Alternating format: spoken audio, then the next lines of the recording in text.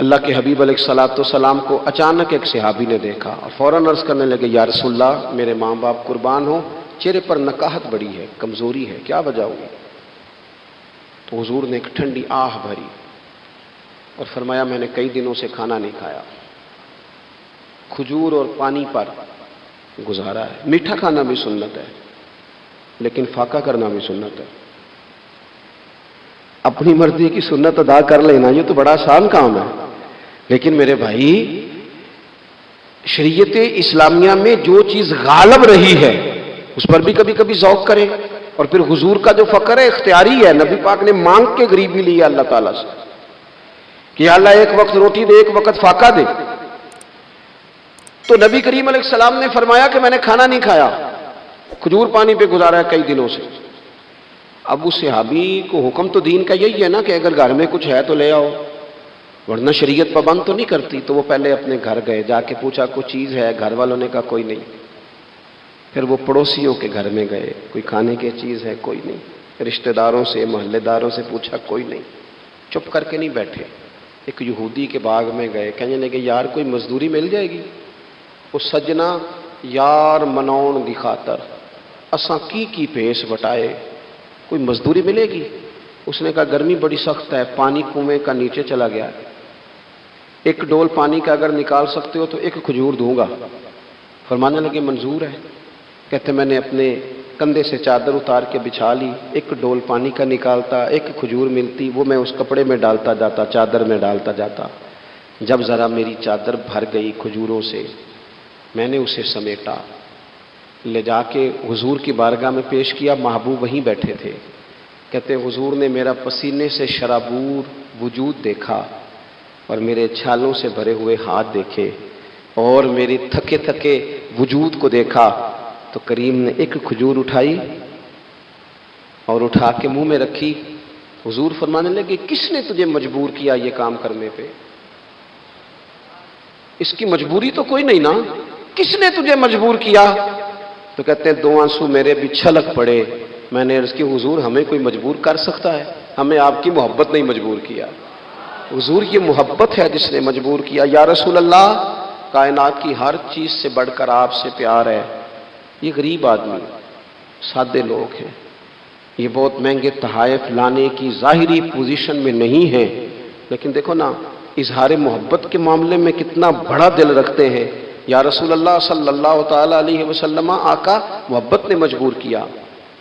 وہاں انعام نہیں ملا، ظاہری طور پر جو انعام ہوتے ہیں وہ نہیں، اس کا نہیں حضور نے اعلان کیا۔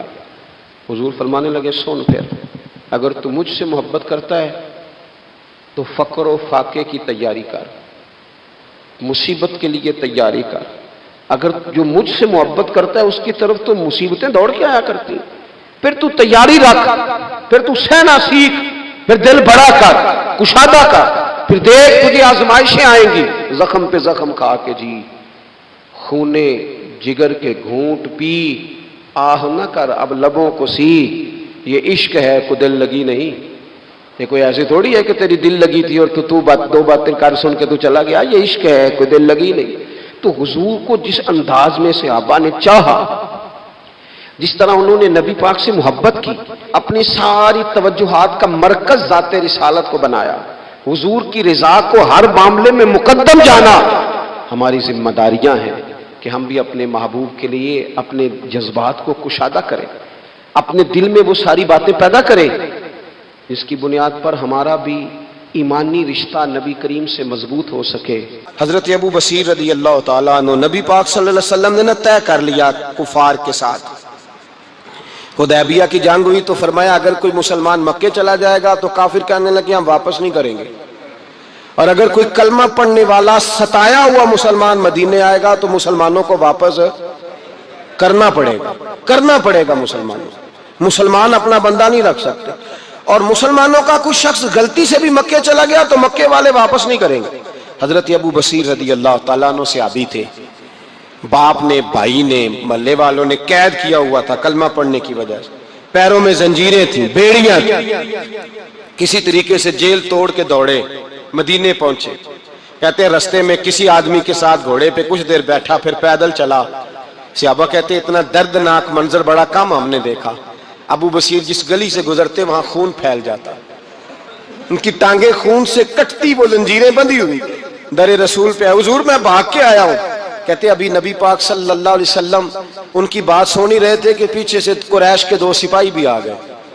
کہنے لگے یہ بھاگ کے آیا ہے اور آپ کا وعدہ تھا کہ آپ واپس کریں گے. چشم زدن میں ذرا سوچنا، چشم زدن میں تھوڑی دیر کے لیے غور کرنا کہ ہمیں ہمارا استاد ہمارا پیر دھتکار دے کہ جا دوڑ جا، تو کہتے ہیں بسم اللہ جناب یہ جا رہے ہیں. ایمان کی پختگی دیکھیں، اس نے تو ہمیں نکال ہی دیا جی، وہ کیسا بندہ ہے. یہاں تو کسی کے یہاں کوئی فاتحہ پڑھنے نہ جائے تو لوگ بگڑ جاتے ہیں. کہتے ہیں اس نے سلام نہیں لی، فاتحہ نہیں پڑھی، بس ختم، اس کو احساس ہی نہیں. حضرت سیدنا ابو بصیر سامنے کھڑے، سامنے 2 سپاہی آ گئے. ذرا دیکھیے ایمان کی پختگی، ایمان، یقین اور استقامت. امام بہقی نے دلائل کے اندر لکھا ہے، فرماتے ہیں نبی کریم صلی اللہ علیہ وسلم نے ان کی طرف دیکھا تو حضور کی مقدس آنکھیں آنسوؤں سے بھر گئیں. حضور نے فرمایا ابو بصیر تیری تکلیف مجھے نظر آ رہی ہے، پر میں نے وعدہ کیا ہوا ہے، میں نے وعدہ. بھائی یہاں ڈٹ کے رہنا بڑا مشکل ہے، یہاں قائم رہنا بڑا کٹھن مرحلہ ہے. یہاں آزمائش کے موقع پر دین پر انہوں نے تو رکھا ہی نہیں. لوگ تانے دیتے ہیں، باتیں کرتے ہیں، رکھا ہی نہیں، تو پھر ان کا بنتا ہے. حضور نے فرمایا تجھے جانا پڑے گا. صحابہ کہتے ہیں پورے مدینے میں ایسے تھا جیسے سوگ کا سما ہو. جب وہ 2 سپاہی حضرت ابو بصیر کو پکڑ کے لے جا رہے تھے تو وہ پلٹ پلٹ کے پیچھے دیکھتے تھے، پلٹ پلٹ، پیروں میں خون ہے، آنکھیں آنسوؤں سے بھری ہوئی. فرماتے ہیں جب وہ پلٹ رہے تھے تو مدینے کی گلیاں بھی رو رہی تھی. میرے نبی پاک جب وہ آنکھوں سے اوجھل ہو گئے تو حضور بیٹھ گئے زمین پہ. نبی پاک نے رونا شروع کر دیا. فرمایا اللہ تو نے اس شخص کی مدد فرمانی ہے، اس پر کرم کرنا ہے، اللہ اس کا خیال فرمانا. اس کے لیے دعا کی. حضور روئے. حضرت ابو بصیر باہر نکلے تو وہ جو کافر تھے نا وہ کہنے لگے تو بڑا بنتا تھا ان کا، انہوں نے تجھے رکھا نہیں، تجھے رکھا بھی نہیں. تو حضرت ابو بصیر نے تھپڑ مارا منہ پہ. کہنے لگے میں وہ نہیں جو تھوڑی سی بات سے بدل جاؤں، ایمان، یقین اور استقامت کی دولت ملی ہوئی ہے. آپ فرمانے لگے میرا تو ایمان اور پختہ ہو گیا ہے کہ میرا نبی اپنے وعدوں کا بڑا پابند ہے، میرا رسول اپنے وعدوں کا بڑا پابند ہے. حضرت ابو بصیر کہتے ہیں مدینے کی سرحد گزر گئی تو میں نے کھینچی تلوار ان میں سے ایک سپاہی، اب آؤ میرے مقابلے میں جس نے آنا ہے. ایک کو مارا، دوسرا بھاگ گیا. فرماتے اب میں مکے جا نہیں سکتا تھا، جاؤں گا تو وہ زیادہ ماریں گے. مدینے حضور نے قبول نہ فرمایا. فرماتے ایک جنگل میں جا کے العیس نام کی ایک بستی تھی، وہاں ڈیرا لگا لیا. دریا کے کنارے پانی پی لیتا، پتے کھا لیتا. تن تندور ہڈاں دا بالن تے اسی ہاواں نال تپایا. کپ کپ مکیاں پیڑے کیتے تے اتوں صبر پلے تھل لایا. تن دی ہانڈی تے من دا سالن اتے لون صبر دا پایا. غلام فریدا وے میں ساری تیری، غلام فریدا وے میں ساری تیری، تینوں اجے یقین نہیں آیا. فرماتے سالوں پتے کھائے، اب جو بھی وہاں سے تنگ ہوتا وہ میرے پاس آ کے پناہ لیتا. جس کو مکے والے مارتے میرے پاس آ کے کہتے تانے دینے والے آ کے کہتے ہو تم کس طرح کے نوکر ہو، تمہیں تو انہوں نے رکھا ہی نہیں. ہم نے کہا چپ کر جا، وہ ہمارے آقا ہیں، وہ ہمارے آقا ہیں. رکھیں تب بھی ٹھیک ہے، نہ رکھیں اللہ اکبر. ایمان دیکھو، قوت دیکھو. جیڑیاں خسماں دی وچ رضا وسن بھاگ جاگ جاندے انہاں گولیاں دے تے میں گڈی ہتھ ڈور سجن دے. او جنج رکھے اونج رہنا ہے، واجب نہیں جے وچ شریعت مندہ خسم نو کہنا. فرمایا بس ٹھیک ہے، جس طرح حضور راضی ویسے ہی ہم راضی. حضرت ابو بصیر رضی اللہ تعالیٰ عنہ کے پاس 300 صحابہ اکٹھے ہو گئے. 300. حضرت ابو بصیر جب مدینے کی سرحد سے گزر رہے تھے نا تو نبی پاک نے ایک آواز دی تھی. فرمایا ابو بصیر ایک وقت آئے گا کہ میرا پیغام تجھ تک پہنچے گا، ایک ٹائم آئے گا. حضرت ابو بصیر سے جب کوئی کہتا نا کہ زندہ کس بات پہ ہو تو فرمانے لگے مصطفیٰ کے فرمان پہ بڑا یقین ہے، بلاوا آئے گا، مجھے بلاوا، مجھے یقین ہے کہ مجھے بلاوا، بڑی امید ہے سرکار قدموں میں بلائیں گے اور کرم کی جب نظر ہوگی مدینے، مجھے یقین ہے کہ مجھے بلاوا. حضرت ابو بصیر رضی اللہ تعالیٰ عنہ فرماتے ہیں کہ وقت گزرتا گیا، 300 لوگ کٹھے ہو گئے. جب کوئی مسلمانوں کا قافلہ مکے کے پاس سے گزرتا تو مکے والے لوٹ لیتے تھے. حضور نے بھی اجازت دی مدینے والوں کو, اگر ان کا قافلہ کوئی آئے تمہیں بھی حملے کی اجازت ہے. کفر کا مال مال غنیمت ہے. حضرت ابو بصیر کہتے ہیں جب بھی ہمارے قریب سے وہ رستہ تھا شام کی طرف جانے کا, جب بھی کافر گزرتے ہم ان کے قافلے پکڑ لیتے, لوٹتے, ہم بھی ان کو اس طرح کی سزا دیتے جو مسلمانوں کو دیتے تھے. فرماتے ان کا جینا محال ہو گیا. ہاتھ باندھ کے نبی پاک کی بارگاہ میں گئے, کہنے لگے یہ شرک ختم فرما دیں اور آپ ان کو بلا لیں, بلا لیں. حضرت ابو بصیر فرماتے ہیں میں بوڑھا آدمی تھا, دن بھر میں کام کرتا, محنت کرتا, اس علاقے میں کھیتی باڑی کرتا.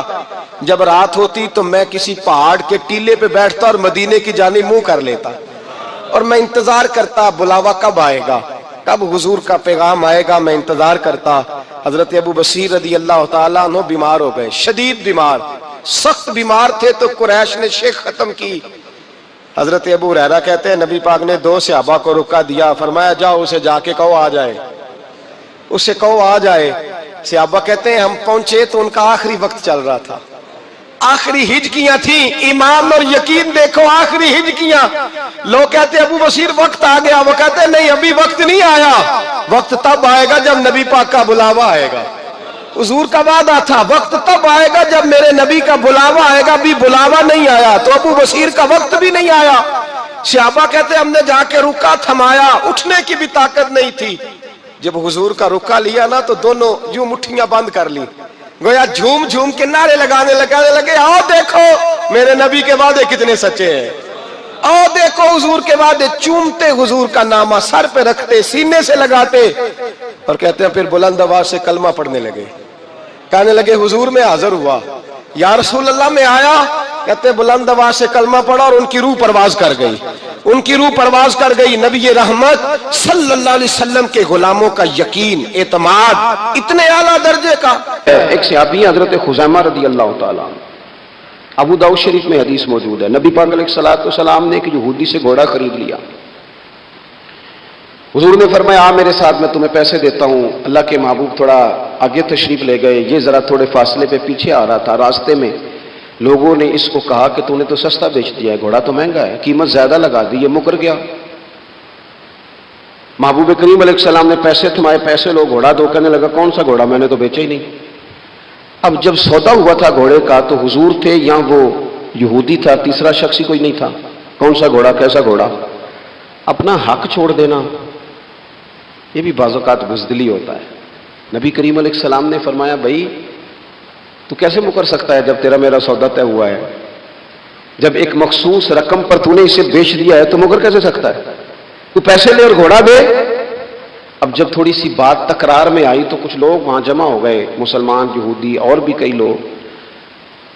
وہ یہودی کہنے لگا جی آپ اس طرح کریں, ایک گواہ دے دے, میں زیادہ نہیں مانگتا, ایک دے دے, ایک بندہ کہہ دے کہ یہ گھوڑا میں نے بیچا ہے اور آپ نے خریدا ہے تو میں آپ کے حوالے کر دوں گا. وہاں بندہ کوئی دوسرا موجود ہی نہیں تھا تو گواہ کسے پیش کیا جائے. حضرت خزیمہ رضی اللہ تعالیٰ عنہ نبی کریم کے صحابی ہیں, فوراً بولے, وہ بھی لوگوں کی باتیں سن کے وہاں آئے تھے, فوراً بولے, کہنے لگے یا رسول اللہ میں دیتا ہوں گواہی. دوڑ کے آگے آئے, کہنے لگے جی میں گواہی دیتا ہوں کہ آپ نے گھوڑا خریدا ہے, یہودی نے بیچا ہے. اب اس نے کہا تھا ایک بندہ کہہ دے تو میں دے دوں گا. اس کی شرط پوری ہو گئی. حضور نے پیسے اس کے ہاتھ میں دیے, اس نے گھوڑا محبوب کے دستے مبارک میں لگام تھمائی, حضور تشریف لے گئے, غلام کو دیا, گھوڑا گھر چلا گیا. نبی کریم نے حضرت خزیمہ سے کہا خزیمہ ایک بات تو بتا, تو تھا ہی نہیں اور تو نے بن دیکھے گواہی کیسے دے دی. تو حضرت خزیمہ رضی اللہ تعالیٰ عنہ کہنے لگے یا رسول اللہ یہ تو زمین کی خبر ہے نا, میں نے تو آسمان کی چیزیں بھی نہیں دیکھی, آپ نے کہا ہے تو میں مان گیا ہوں.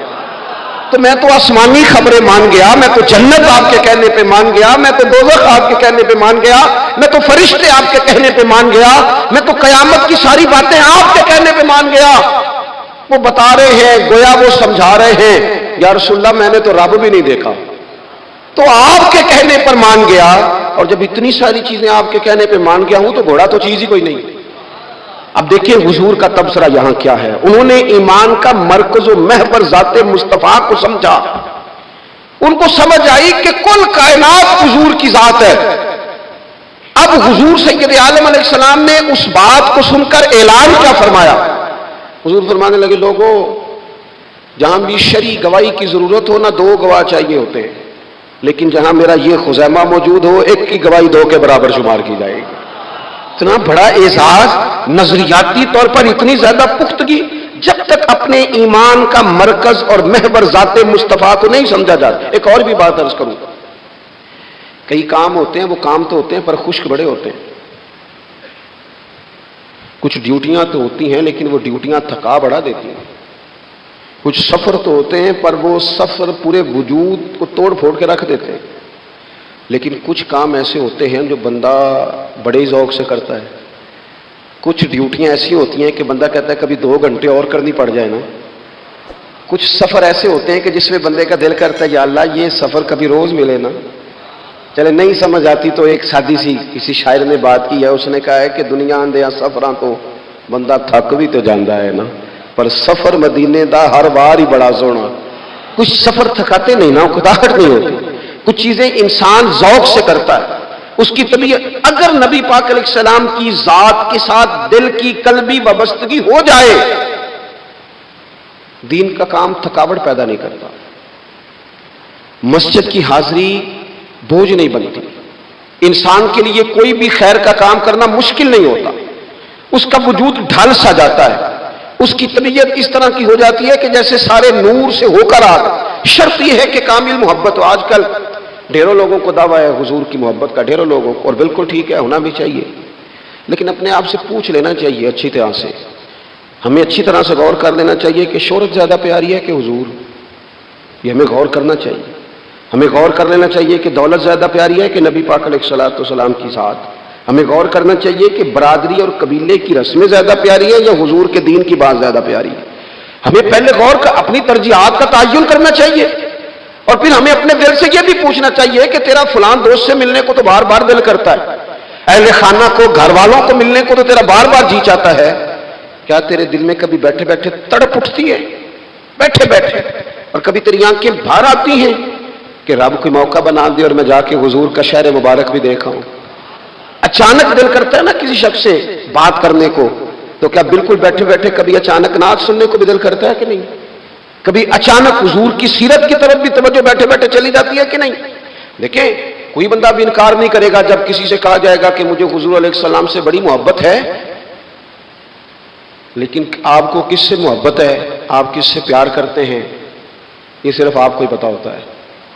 میں کس سے محبت کرتا ہوں، میرے دل میں کس بندے کے لیے کتنی گنجائش ہے، یہ سامنے والا نہیں ماپ سکتا، یہ صرف میں ہی ماپ سکتا ہوں، جو کہ دل جو میرا ہے، یہ باطنی کیفیات میری ہیں۔ ہم روز نعرے لگائیں، روز زور شور سے نعرے لگائیں، لوگ سن کے کہیں کہ بڑا پیار کرتا ہے یہ حضور سے، لیکن یہ ہمیں پتا ہے ہماری قلبی واردات کیا ہے، ہمیں خبر ہے۔ دیکھیں نا، صحابہ سچے لوگ تھے۔ حضرت عمر رضی اللہ تعالیٰ عنہ حضور کی بارگاہ میں حاضر ہیں تو عرض کی، یا رسول اللہ صلی اللہ تعالیٰ علیہ وسلم، مجھے آپ ہر چیز سے زیادہ پیارے ہیں، لیکن حضور مجھے لگتا ہے مجھے اپنی جان آپ سے زیادہ پیاری ہے۔ سچ بولنا ہے نا، میرا دعویٰ نہیں کرنا، بات کو کھول کر بیان کر کے واضح کر کے بیان کرنا۔ یا رسول اللہ صلی اللہ تعالیٰ علیہ وسلم، مجھے محسوس ہوتا ہے مجھے اپنی جان آپ سے زیادہ پیاری ہے۔ تو حضور نے ان کے دل پر ہاتھ رکھ کے فرمایا، عمر اب ایمان نہیں مکمل ہوا۔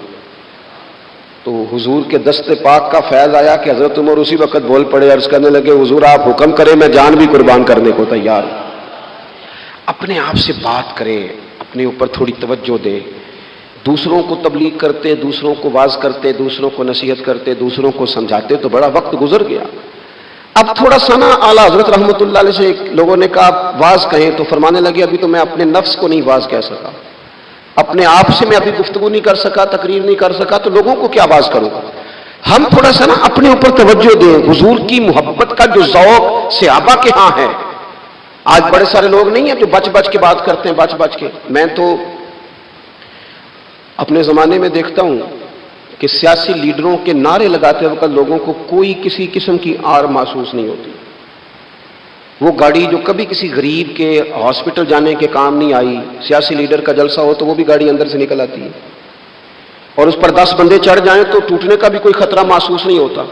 لیکن وہ لوگ جو اتنا تگڑا کر کے اپنے لیڈر کا نعرہ لگا رہے تھے، انہیں چاہیے تو نا کہ اس سے کئی 100 گنا بڑھ کے ان کی زبانوں پہ حضور کے تذکرے جاری ہوتے، اور ان کی زبانیں پوری طرح تر ہوتی درود و سلام سے، لیکن آپ دیکھ لیں ہم اپنی اپنی فیلڈ میں اپنے اپنے معاملات میں کتنے زیادہ مضبوط ہیں اور کتنے زیادہ آگے ہیں، لیکن ذات رسالت معاب کے معاملے میں ہمیں وہ جوش، وہ محبت جس کا ہم اظہار کرتے ہیں، ہمیں اسے کیفیات میں لانا چاہیے۔ اور کچھ لوگ ایسے بھی ہیں جو اس معاملے میں بھی بڑے سنجیدہ ہو کے رہنا پسند کرتے ہیں، وہ کہتے ہیں نہیں جی نہیں، اب میں جلوس میں جاؤں، اور میں حیران ہوتا ہوں جو قوم روز کوئی نہ کوئی جلوس نکالتی ہے، وہ نبی پاک کا جلوس آتا ہے تو وہ شرعی دلائل پوچھنے شروع کر دیتی ہے کہ بھئی اس پر کوئی دلیل ہے؟ تو میں نے کہا یہ جو روز نکلتے ہیں ان پر دلیلیں ہیں؟ کبھی کسی نے سوال نہیں کیا، کبھی کسی شخص نے کوئی بات نہیں کی، اور یہاں لوگ دلائل کی دنیا میں اتر آتے ہیں۔ وارفتگی، شوق، حضور کی جو مرکزی حیثیت ہے دین میں، نبی پاک کے ساتھ قلبی رشتہ، مضبوط وارفتگی۔ عروہ بن مسعود سختی کفر کی طرف سے سفیر بن کے آئے تھے حدیبیہ میں۔ تو جب کوئی بندہ کسی کا سفیر بن کے آتا ہے تو وہ اس کی پوری ترجمانی بھی کرتا ہے، پورے نمائندے بن کے آئے تھے۔ یہاں کچھ وقت انہوں نے حضور کے صحابہ کے ساتھ گزارا اور واپس گئے، تو جا کے کہنے لگے لوگوں میں سفیر آدمی ہوں، میں نے کافی ساری دنیا دیکھی ہے۔ سفیر جو ہوتے ہیں نا مختلف ممالک میں تعینات، وہ مختلف تہذیبوں کو دیکھتے ہیں، مختلف حکومتوں کو دیکھتے ہیں، مختلف نظریات کا مطالعہ کرتے ہیں۔ کہنے لگے میں مختلف قسم کے لوگوں کو دیکھ کے آیا ہوں، کیسر و کسریٰ کے بڑے بڑے دربار میں نے دیکھے، اور عرب کے اندر کچھ ایسے لوگ بھی تھے اس دنیا میں کہ جو اپنے آپ کو سجدہ کرواتے تھے، معاذ اللہ۔ کہا میں نے بڑے بڑے دربار دیکھے ہیں، لیکن میں عجیب رنگ دیکھ کے آیا ہوں رسول پاک کے غلاموں کا حضور کے ساتھ۔ یعنی حضور سجدہ کرنے سے منع کرتے ہیں، لباس سادہ پہنتے ہیں، کوئی بڑا تخت نہیں لگاتے، کوئی بڑا نبی پاک محل نہیں بناتے، حضور زمین پر تشریف فرما ہیں، وہیں وضو کرتے ہیں، اور کسی کو حضور رغبت بھی نہیں دیتے یہ کام کرنے کی۔ لیکن باوجود اس کے جو وہاں کیفیت عروہ بن مسعود نے دیکھی وہ صحیح بخاری میں موجود ہے۔ کہنے لگے میں عجیب نظارہ دیکھ کے آیا ہوں کہ حضور بلغم شریف اپنے ناک سے نکالتے ہیں۔ بلغم ماں بڑا پیار کرتی ہے نا بچے سے، تو اس کی ناک سے یا گلے سے کبھی بلغم نکل آئے تو اماں نا ایسے ایسے ادھر منہ کر کے پھینکتی ہے، ایسے کر کے پھینکتی ہے، کبھی نکالنے بھی پڑ جائے۔ صحیح کہہ رہا ہوں میں؟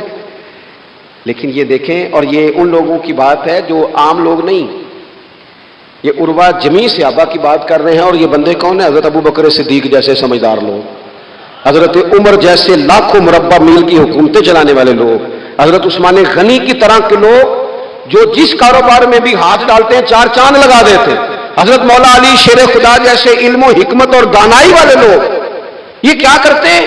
عروہ کہنے لگے کہ نبی پاک کے ناک مبارک سے بلغم نکلتی ہے تو اپنے چہروں پہ مال لیتے ہیں یار، اور یہ صحیح بخاری میں موجود ہے، وہ اپنے جسموں پہ ملتے ہیں۔ اور کہنے لگے جب وہ وضو کرتے ہیں نا حضور، تو وہ جو وضو کا بچا ہوا پانی ہے اس کے لیے ان کے جذبات اس طرح کے ہیں کہ لگتا ہے وہ لڑ پڑیں گے آپس میں، وہ لڑیں گے کہ یہ قطرہ مجھے چاہیے، یہ حضور کے مقدس جسم سے لگا ہوا ہے۔ اور میرے امام کو تو پھر بات کیا نہیں آتی ہے نا، اعلیٰ حضرت فرماتے ہیں جو حضور کے قدموں سے لگ کے دھومن بن جائے نا وہ تو آب حیات ہوتا ہے، وہ پی لینے والے تو مرتے ہی نہیں، وہ لوگ تو باطنی طور پر ہمیشہ زندہ رہتے ہیں۔ کہتے ہیں جس کے قدموں کا دھون ہے آب حیات ہے، وہ جانے مسیحا ہمارا نبی، اور جس کی دو بوند ہے کوثر و سلسبیل ہے، وہ رحمت کا دریا ہمارا نبی۔ عروہ کہنے لگا وہ تو لڑ پڑیں گے۔ اور تیسرا عروہ کہنے لگا میں نے عجیب منظر وہاں دیکھا ہے کہ حضور کوئی حکم کرتے ہیں تو ہر بندہ پہل کرتا ہے، جلدی کرتا ہے حکم ماننے، تیزی دکھاتا ہے۔ اور تیسرا میں نے یہ دیکھا ہے جب حضور گفتگو کرتے ہیں تو ان پر اس طرح کا روب طاری ہوتا ہے کہ وہ تو نظر بھر کے حضور کا چہرہ بھی نہیں دیکھتے۔ کہنے لگا یہ کیفیات میں ان لوگوں کے دیکھ کے آیا ہوں جو اپنے حبیب سے اتنی محبت کرتے ہیں، وہ کبھی بھی حضور کے دین کا جھنڈا نیچے نہیں آنے دیں گے، وہ کبھی بھی کسی کفر کی نفاق کی سازش کو آگے نہیں بڑھنے دیں گے۔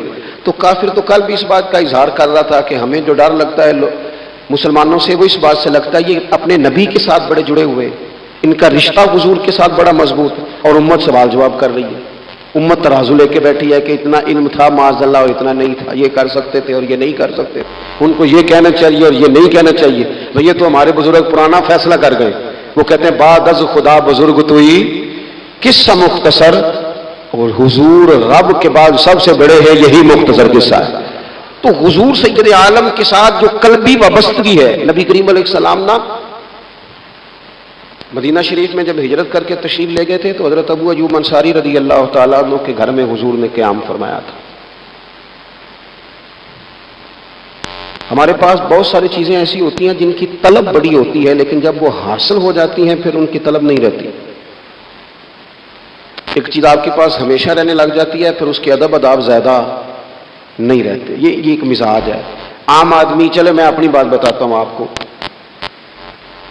عام آدمی جو ہوتا ہے نا، وہ قرآن شریف کے غلاف کو بھی چومتا ہے، پھر قرآن پاک کو بھی چومتا ہے، پھر وہ بڑے احترام سے کھول کے رکھتا ہے.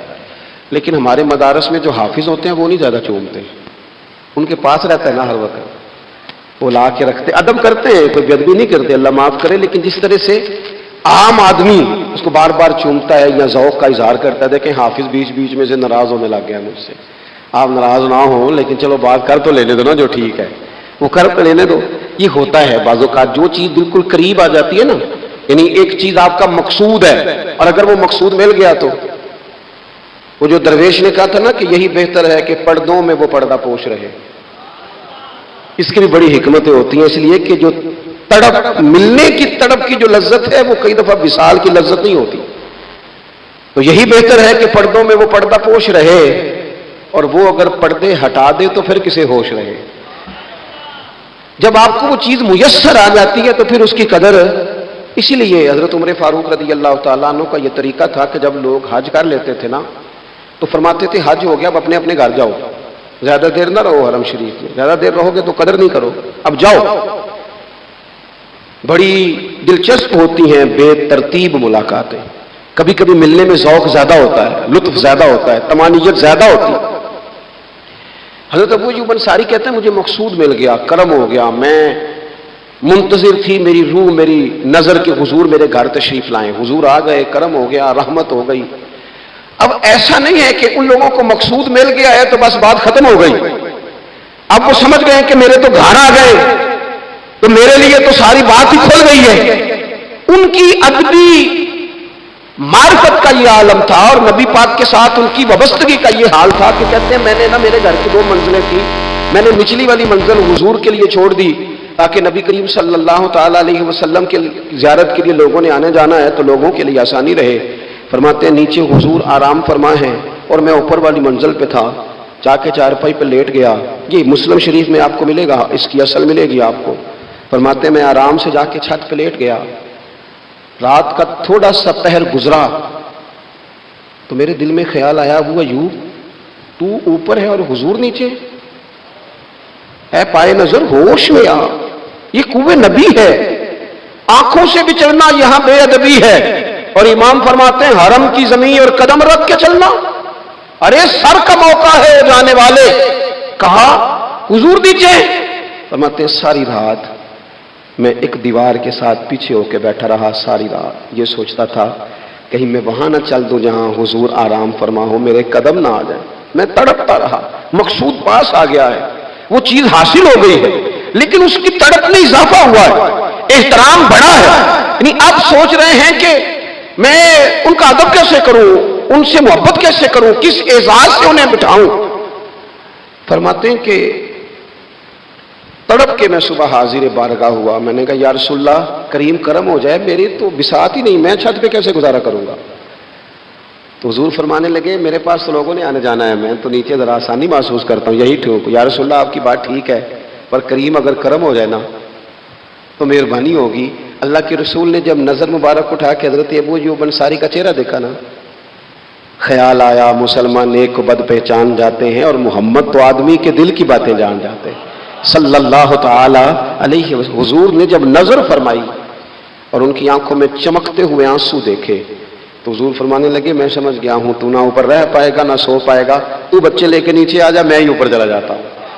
صحابہ کی وہ جو خاص قلبی کیفیات ہے رسول پاک کے ساتھ. میرے سنگیوں دیکھو، میلاد شریف کا جو جھنڈا ہے وہ بھی میلاد شریف کا ہی ہے، وہ میلاد کا جھنڈا. ایسا نہ ہو کہ میلاد کا جھنڈا کسی گلی میں پڑا ہوا نظر آئے، میلاد پہ چھپنے والا اشتہار پوسٹر کسی جگہ گرا ہوا نظر آئے. یہ جو لنگر شریف ہے نا، تبرک کے چاول، یہ حضور کے میلاد سے وابستہ ہیں، یہ گلیوں میں بکھرے ہوئے نظر نہ آئے. اس طرح کی کیفیات نہ ہو کہ محسوس ہو کہ جناب یہ تو احترام والے لوگ ہیں، یہ لوگ تو حضور کی محبت کی بات کرتے ہیں، محبوب کی نسبتوں کا احترام بھی محبت ہی کا ایک پہلو ہوتا ہے، خاص بارفتگی نبی پاک کی ذات کے ساتھ خاص۔ اور پھر ان لوگوں نے نا ان چیزوں کو بھی چھیڑا جن کی شریعت میں گنجائش تھی۔ شریعت کے دو حکم ہیں، ایک عزیمت ہے، ایک رخصت ہے۔ ایک یہ ہے کہ اگر حالات بڑے سخت ہیں، بڑے گڑبڑ ہیں، تو آپ تھوڑی دیر کے لیے سائڈ پہ ہو جائیں، رخصت ہے، اجازت ہے۔ اور ایک یہ ہے کہ آپ ڈٹ جائیں نا حالات کے سامنے، پھر اللہ مددگار ہے۔ ایک یہ ہے کہ گنجائش ہے، اور ایک یہ ہے کہ دل نہیں میرا مانتا، میں گنجائش کا کیا کروں، میری طبیعت نہیں مانتی۔ چلیں ایک بات اور کھول دیتے ہیں، ایک ہوتا ہے حکم، ایک ہوتی ہے رضا۔ ان دونوں میں فرق ہوتا ہے۔ وہ جی میں نے حضرت صاحب سے کہا جی مجھے اجازت ہے میں جاؤں، انہوں نے کہا جاؤ میں چھٹی لے کے آیا ہوں۔ بھائی آپ نے چھٹی مانگی تھی، حضرت نے دے دی، استاد جی نے دے دی، یہ تو حکم ہے، لیکن تمہیں بھانپنا چاہیے تھا نا ان کی مرضی کیا ہے، ان کی رضا کیا ہے۔ رضا تو اس طرح کی ہوتی ہے کہ مکتب عشق کا دستور نرالا دیکھا، اس کو چھٹی نہ ملی جس نے سبق یاد کیا۔ میرا ایک دیہاتی ماحول سے تعلق ہے۔ ہمارے سرکاری اسکولوں میں نا ایک مانیٹر بنا دیتے تھے، جو بچہ لائق ہوتا تھا نا وہ مانیٹر بن جاتا تھا، حالانکہ لائق ہوتا تھا، سیاںہ ہوتا تھا، لیکن مانیٹر بن کے نا اس کی ذمہ داری بڑھ جاتی تھی، پھر اس کو کنجیاں مل جاتی تھی، اسی نے سب سے پہلے آنا ہے، اس نے سب سے بعد میں جانا ہے، ہر چیز اس کے سپرد۔ پیار جو زیادہ کریں ان کی ذمہ داریاں بھی زیادہ ہوتی ہیں۔ یہ کیا بات ہوئی کہ میری محبت زیادہ ہے تو میں مسجد میں غیر حاضر ہوں، میں حضور کا میلاد شریف زیادہ مناتا ہوں تو میں نے سنت شریعت کو اپنایا ہی نہیں۔ محبت مجھے حضور سے زیادہ ہے، لیکن حضور نے جو حقوق العباد ادا کرنے کا سبق پڑھایا ہے اس پر میری توجہ ہی نہیں۔ بھئی اگر آپ کا پیار زیادہ ہے تو پھر آپ کی ذمہ داری بھی زیادہ ہے، پھر آپ کو زیادہ حساس ہونا چاہیے۔ حضرت ام شریح کہتی ہیں میں عورتوں کو بلاتی، کہتی میری بات سنو، جب وہ قریب آتی تو میں نے نبی پاک کا دین بتاتی، سائیڈ پہ کر کے کونے میں نہ تھوڑا یار آپ ذرا اس کا لطف تو لیں، اس کا ذائقہ تو دیکھیں۔ حضرت ام شریح کہتی ہے میں گھر گھر جاتی بتاتی، تو کافروں کو پتہ چل گیا کہ یہ تبلیغ کرتی ہے۔ انہوں نے مجھے بلایا، کہنے لگے تیرے برادری اور قبیلے کا مسئلہ نہ ہوتا تو ہم تجھے قتل کر دیتے، اب ہم تجھے واپس بھیجتے ہیں۔ چند مردوں کو میرے ساتھ کیا، مجھے گھوڑے اور اونٹ کی ننگی پشت پر باندھ لیا۔ ننگی پشت پر لمبا سفر کرنا مشکل ہوتا ہے، پسینہ آئے، بڑی تکلیف ہوتی ہے گھوڑے پر بیٹھ۔ اب وہ کوئی کجاوا نہیں، کوئی چیز نہیں، اسی طرح باندھ کے لے گئے۔ اور فرماتی ہیں کہ 3 دن اور 3 راتوں کا وہ سفر تھا، رستے میں وہ خود چھاؤں میں بیٹھتے اور مجھے باندھ کے دھوپ میں ڈال دیتے۔ 3 دن میں نے زمین پر چلنے والی کسی چیز کی آواز نہیں سنی، لیکن وہ جب نبی پاک کے دین کی بات پوچھتے تو میرا کلیجہ خوشی کے ساتھ ٹھنڈا ہو جاتا، آنکھیں کھل جاتی اور میں کہتی کیا بات ہے میرے نبی پاک کے دین کی۔ اس کیفیت میں بھی وہ تبلیغ کی لذت اپنی جگہ موجود۔ حضرت ام شریح رضی اللہ تعالیٰ عنہ فرماتی ہے ایک جگہ انہوں نے مجھے لٹا دیا باندھ کر، پیاس بڑی شدید تھی، پانی پینے کو دیتے نہیں تھے، روٹی کھانے، ایک عورت کی بات کر رہا ہوں، یہ خاتون کی بات کر رہا ہوں۔ آج کل تو ہمارے بچے شام کو سالن ٹھیک نہ پکا ہو تو موبائل توڑ دیتے ہیں، یہ قوم نہیں میدانوں میں جا سکتی، جہاد نہیں کر سکتی۔ خاتون کہتی ہے کہ شدید پیاس تھی اور مجھے باندھ کے لٹایا ہوا تھا، مجھے جب تکلیف بڑھ گئی تو اچانک میں نے دیکھا پانی کا ایک ڈول برآمد ہوا ہے، میں نے اسے تھوڑا سا پی لیا، پر طلب ابھی باقی تھی، وہ پھر آ گیا برتن، میں نے پھر پیا، طلب ابھی باقی تھی، پھر برتن آ گیا۔ امام ابو نعیم نے اس کو لکھا ہے حلیۃ الاولیاء میں، فرماتے ہیں تیسری دفعہ وہ پھر بھرا ہوا ڈول پورے کا پورا آ گیا، اب میں نے پیا بھی، اپنے کپڑوں پہ بھی چھڑکا۔ جب وہ سارے بیدار ہوئے تو مجھے آگے کہنے لگے کہ تو نے ہمارا پانی استعمال کیا ہے۔ فرماتی ہے پھر انہوں نے اپنے برتن دیکھے، مشکیزیں دیکھے تو بھرے ہوئے تھے، میرے قریب آ کے کہنے لگے یہ پانی کہاں سے آیا؟ تو میں نے کہا تم ابھی میرا عقیدہ نہیں سمجھے، یہ میرے رب نے مجھے دیا ہے، میرے رب نے مجھے دیا۔ فرماتی ہے مجھے باندھ کے لے جا رہے تھے، پر جب میری بات سنی نا تو بول کے کہنے لگے ہمیں سمجھ آ گئی ہے، تیرا دین ہمارے دین سے بہتر ہے، تیرا عقیدہ ہمارے عقیدے سے بہتر ہے۔ اور ایک روایت میں یوں بھی ہے کہ وہ باندھ کے لے جا رہے تھے، پر یہ کمال دیکھا تو کلمہ پڑھ کے مدینے والوں کے غلام بن گئے۔ صحابیات نے نا بڑا جم کے دین کا کام کیا، عقیدہ، پھر تبلیغ، پھر میدان جہاد۔ عورتیں جہاد میں جایا کرتی تھیں، وہ زخمیوں کو پانی پلاتی تھیں، مرہم پٹی کرتی تھی، پہلے اپنے جسم کے ساتھ بڑی بڑی پٹیاں لپیٹ کے لے جاتی، جہاں کسی زخمی کو ضرورت ہوتی وہ پٹیاں کرتی، اور اعصابی طور پر مضبوط رہ کے میدان کے اندر جہاد وہ بندہ کرتا ہے جو یقین کامل کی دولت جسے نصیب ہو، جسے پتا ہو کہ یہ میں مروں گا تو میرا مرنا رائے گا نہیں، اللہ مجھے شہادت کا درجہ عطا فرمائے گا۔ لیکن اگر یہیں سے بندہ اپنے آپ کو مطمئن نہ کر سکے تو میدان میں جائے گا؟ یقین کامل ہو، اگر ہو یقین کامل پیدا تو پھر کٹ جاتی ہیں زنجیریں، پھر انسان آگے مضبوطی سے آگے بڑھتا ہے۔ نبی پاک صلی اللہ علیہ وسلم جب جہاد کے لیے تشریف لے جاتے نا تو عورتوں پر کسی نہ کسی شخص کو نمائندہ بنا کے چھوڑ کے جاتے تھے۔ ایک دفعہ مولا علی شیر خدا کو بھی چھوڑ کے گئے، حضرت عبداللہ ابن مختوم رضی اللہ تعالیٰ عنہ کو بھی ایک دفعہ چھوڑ کے گئے۔ ایک موقع پر نا حضور نے عورتوں کو ایک جگہ پہ چھوڑا پیچھے، تو وہ قلعہ تھا حضرت حسان بن ثابت رضی اللہ تعالیٰ عنہ، بڑا مضبوط قلعہ تھا۔ اس قلعے کے اندر خواتین ساری محفوظ کر کے ان کو وہاں بٹھا دیا گیا، حضور جہاد کے لیے چلے گئے۔ اب وہاں قلعے میں عورتوں کو اس لیے رکھا گیا تھا کہ یہاں یہودی بھی ہیں، تو ایسا نہ ہو کہ ہم باہر لڑیں تو وہ اندر سے کوئی شرارت کر دیں، لہٰذا عورتیں محفوظ رہیں۔ حضرت حسان بن ثابت رضی اللہ تعالیٰ عنہ کی ڈیوٹی تھی تلوار لے کے حفاظت کرنے کی، تو ایک یہودی آ گیا، وہ اب ٹو کرنے لگا، تجسس کرنے لگا کہ یہاں عورتیں ہیں تو کوئی مرد بھی ہے کہ نہیں، دائیں بائیں دیکھنے لگا۔ حضرت صفیہ رضی اللہ تعالیٰ عنہ نے توجہ کی، جناب حسان بن ثابت سے کہنے لگے 1 منٹ لگا اس کی گردن مار دے، ایسا نہ ہو کہ یہ جا کے بتا دے، گردن اڑا دے۔ حضرت حسان بن ثابت ذرا تھوڑی کوشش کرنے لگے، ارادہ کرنے لگے، آگے بڑھنے لگے، تو ابھی وہ تیاری میں ہی تھے تو حضرت صفیہ رضی اللہ تعالیٰ عنہ خود نکلی پیچھے سے ہو کے، ذرا سا ایک ستون کے پیچھے چھپی، ہاتھ میں بڑا سا ڈنڈا پکڑا، وہ آپ کے قریب سے گزرنے لگا۔ تو یہ خاتون کی بات کر رہا ہوں، خاتون کی، کسی مرد کی ضرورت ہے عورت کو تنگ کر جائے؟ شرط یہ ہے کہ عورت کے اندر بھی تو غیرت ایمانی ہو نا، اس کے اندر بھی تو وہ قوت ہو نا، ایسا نہ ہو کہ وہ کمزور پڑ جائے۔ ہاتھ کے اندر ڈنڈا تھا، جب وہ یہودی پاس سے گزرنے لگا تو اللہ اکبر کہہ کے بی بی نے اتنے زور سے مارا ڈنڈا، حضور کی پپھو نے ایک ہی ڈنڈا کھایا اور وہ زمین پہ ڈھیر ہو گیا۔ حضرت صفیہ نکلی اور جناب حسان بن ثابت سے کہنے لگی مجھے آتی ہے شرم، کیونکہ جب کسی کو مار دیا جائے تو اس کا مال مال غنیمت ہے نا کافر کا، اب اس کی زرہ اتارنی ہے، اس کی تلوار لینی ہے۔ فرمایا مجھے شرم آتی ہے، وہ مرد ہے، اس طرح کرو مار میں نے دیا، سامان تم اتار کے لے آؤ۔ یہ قوت تھی مسلمان عورتوں کے اندر، یہ شوق تھا، یہ جذبہ تھا۔ ہمارے ہاں نا روز روز کی کمزوریاں، عورتوں کا روز آنسو بہانا اور جہاں بھی سنانا دکھ ہی سنانا، اس نے انہیں کمزور کر دیا ہے۔ آپ کے ذہن پہ چیزیں سوار ہو جاتی ہیں نا، تو یہ جو مرد زیادہ رہتے ہیں نا عورتوں کے ساتھ، زیادہ وقت گزارتے ہیں، زیادہ داستانیں سنتے ہیں، ان میں وہ ساری چیزیں پیدا ہو جاتی ہیں۔ آپ نے ناراض نہیں ہونا، میں دعوے سے کہتا ہوں کہ جو جوان اپنی اماں کے ابا کے شکوے کرنے لگ جاتا ہے نا، اس نے 1.5 گھنٹہ باتیں سنی ہیں بیوی کی، ایسے مفت میں نہیں شکوے کر رہا، اس نے ہلکا ہلکا کہیں جی جی بھی کیا ہے، تو تب یہ ساری کہانیوں نے جنم لیا۔ آپ جس کی صحبت میں بیٹھیں گے اس کا کچھ نہ کچھ اثر ہے، بلکہ عارف رومی تو کہتے ہیں کہ شیر کے بچے کو بکریوں میں چھوڑ دو، بکری بن جائے گا۔ شیر کے بچے کو بکریوں میں چھوڑو، وہ بکری ہے، اس لیے کہ شیروں کی صحبت بندے کو شیر بناتی ہے۔ تو جب بیٹھنا ہی نہیں ہے، باتیں سارا دن یہ والی سننی ہے، ہر وقت رہنا ہی اسی داستان میں، پھر کمزور باتیں، پھر اپنے ماضی کے دکھ، پھر پتہ نہیں کیا۔ آپ نے ناراض نہیں ہونا، میں بعض جوانوں کی باتیں سن کے میرا دل کرتا ہے کہ اسے کہوں یار تو کیا بات کر رہا ہے، اپنا قد دیکھ، تو اپنی عمر دیکھ، رب نے تجھے مرد بنایا ہے، تو کمال آدمی ہے، تو کھڑا ہو۔ اگر اس طرح امت مسلمہ کے نوجوان رہیں گے تو میدانوں میں کس سے نکلنا؟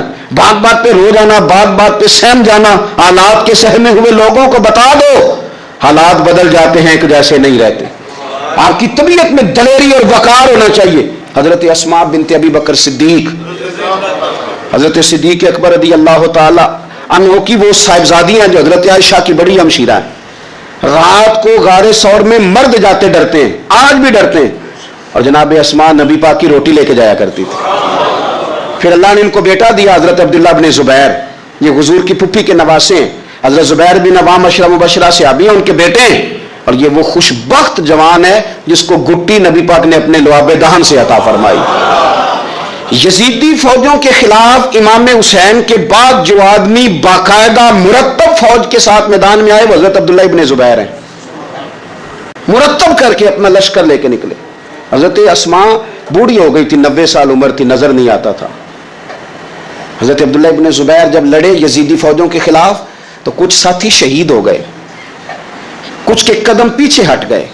حضرت عبداللہ بن زبیر ماں کے پاس آئے اور ماں سے آ کے کہتے ہیں اماں میرے کچھ ساتھی کمزور پڑ گئے, کچھ شہید ہو گئے, اور یہ بڑے سخت لوگوں کی فوج سے ہمارا مقابلہ ہے, تو اس وقت تیرے ساتھ کوئی خدمت گزار نہیں, میں تیرا اکیلا سہارا ہوں, ماں تو بتا میں کیا کروں, آگے جاؤں کہ واپس مڑوں.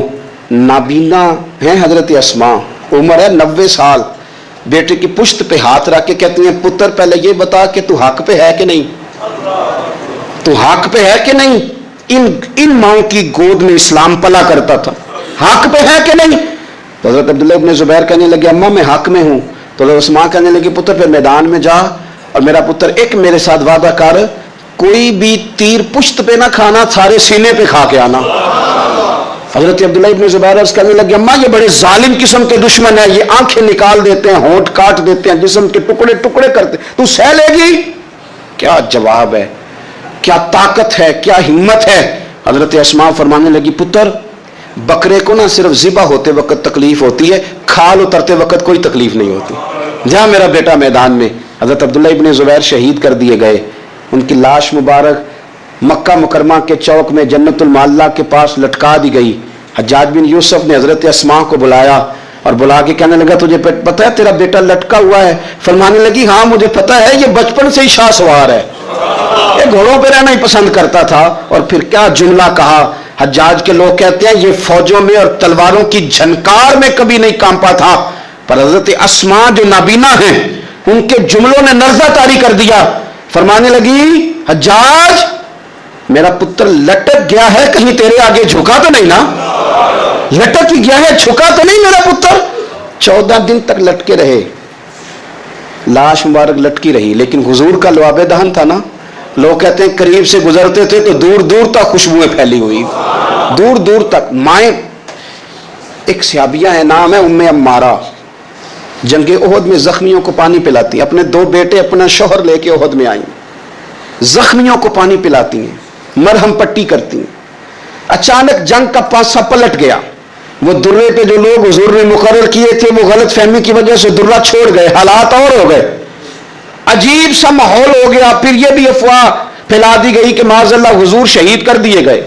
لوگوں کے حوصلے بڑے اور رنگ اختیار کرنے لگے. حضور کے گرد تھوڑے سے لوگ رہ گئے. او میرے بھائیوں, او ملت کی بیٹیوں بہنوں, یہ ہے تمہارا انداز دین کی خدمت میں, یہ خواتین کا انداز ہوتا ہے. حضرت ام عمارہ پہلے زخمیوں کی مرہم پٹی کرتی تھی, اب سارا کچھ پھینک دیا, تلوار لی اور جا کے نا حضور کے گرد کھڑی ہو گئی. کہنے لگی آئے نا کون آتا ہے میرے کریم کے پاس, آ کے دکھائے نا کوئی, اسا کیتی ہے جان حوالے رب دے, ایسا عشق کمایا ہے, اسی مرن تو اگے ہی مر گیا باہو, اسا تا مطلب نو پایا ہے. آ کے کھڑی ہو گئی.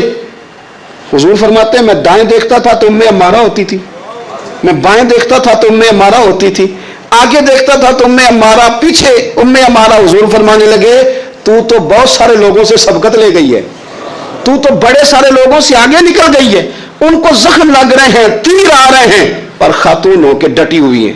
رسول اللہ صلی اللہ علیہ وسلم کے سامنے کھڑی, حضور پر آنے والے تیر اپنے وجود پہ لیتی ہیں. او میرے عزیز, رسول پاک علیہ السلام نے فرمایا تجھے رب نے بڑا حوصلہ دیا ہے. اتنا گہرا زخم بازو میں آیا کہ غار بن گئی, غار. اللہ کے پیارے محبوب نے نظر کرم فرمائی. حضور نے فرمایا کچھ مانگ لے. کہنے لگی سونیا اگر میری خدمت قبول ہے تو دعا کر دیں, اللہ قیامت کے دن بھی آپ سے دور نہ کرے, رب دور نہ کرے. حضور نے دعا کر دی, اے اللہ اس کو اور اس کے خاندان کو قیامت میں بھی میری رفاقت دینا. حضور کی دعا سنی تو باہر نکلی, فرمانے لگی لوگوں لو پھر میں نے اپنا مقصد پا لیا ہے, میں کامیاب ہو گئی ہوں, اب دنیا کی کوئی مصیبت بھی میرے اوپر آئے تو مجھے کوئی پرواہ نہیں, اس لیے کہ مدینے والے نے یہاں بھی کرم فرما دیا ہے, وہاں بھی کرم فرما دیا ہے. یہ طاقتیں تھیں ان خواتین کے. ایک تابعی بزرگ تھے حضرت ابو عبد الرحمن فروغ, صاحب تاریخ بغداد نے لکھا ہے وہ جہاد پہ چلے گئے, 30,000 دینار اپنی بیوی کو جاتے دفعہ دے گئے. کہنے لگے لو پاس رکھ لو, اور بیٹا بھی ماں کی گود میں ہی تھا. کچھ نے لکھا پیدا ہو چکے تھے, کچھ کا کہنا ہے کہ ان کے جانے کے 1-2 ماہ بعد بیٹے کی ولادت ہوئی, اور بیٹے کا نام کیا ہے ربیہ بن ابو عبد الرحمن. اور یہ بیٹے وہ ہیں جو حضرت امام مالک جیسے لوگوں کے استاد ہیں, حضرت حسن بصری جیسے لوگوں نے ان سے پڑھا, خود جہاد پہ چلے گئے. آج تو فوجیوں کی نوکری ہے نا جی، ان کا یہ نظام ہے کہ وہ جاتے ہیں، انہیں تنخواہ ملتی ہے، چھٹی پہ آتے ہیں۔ اس زمانے میں یہ تھا کہ مال غنیمت سے حصہ ملتا تھا، اور فتوحات کا یہ طریقہ تھا کہ یہ علاقہ فتح ہوا تو آگے چلے گئے، وہ فتح ہوا تو آگے چلے گئے، وہ فتح ہوا تو آگے چلے گئے۔ کسی نے لوٹنا ہے تو پابندی نہیں تھی، لوٹ سکتا ہے۔ کچھ لوگ جہاد میں ہی رہتے تھے۔ حضرت ابو عبد الرحمن فروغ 27 سال جہاد میں رہے، 27 سال۔ یہاں تو خاوند باہر ہو تو بہت ساری عورتیں کہہ دیتی ہیں کہ تیرے ابے نے نظر پیسے کمائے، مصیبتیں تو ساری میں نے دیکھی۔ معاذ اللہ، بعض جگہ، سب نہیں لیکن بعض جگہ کہہ دیتی ہیں کہ وقت تے سارے میں کیتے۔ 27 سال شوہر چلا گیا، واپس نہیں آیا، 30,000 دینار دے کے چلے گئے۔ 27 سال کے بعد خیال آیا گھر کا، اب بیٹا محدث بن گیا، عالم بن گیا، اور کمال یہ کہ رہتے کہاں تھے؟ حضور کے مدینے میں، مدینہ النبی میں، مدینہ منورہ میں صلی اللہ تعالی علیہ وسلم۔ اور ان کے صاحبزادے حضرت ربیہ یہ مسجد نبی میں، حضور کی مسجد میں بیٹھ کے نبی پاک کی حدیث پڑھایا کرتے۔ آئے گھر، دروازے پہ دستک دی، صاحبزادے نے دروازہ کھولا۔ نہ باپ بیٹے کو پہچانتا ہے، نہ بیٹا باپ کو۔ جناب ابو عبد الرحمن اندر داخل ہونے لگے تو صاحبزادے نے کہا، بوڑھے میاں میرے گھر میں بغیر اجازت کے کیوں داخل ہو رہے ہیں؟ تو وہ کہنے لگے، تو بتا، تو نے میرے گھر پہ قبضہ کیوں کر رکھا ہے؟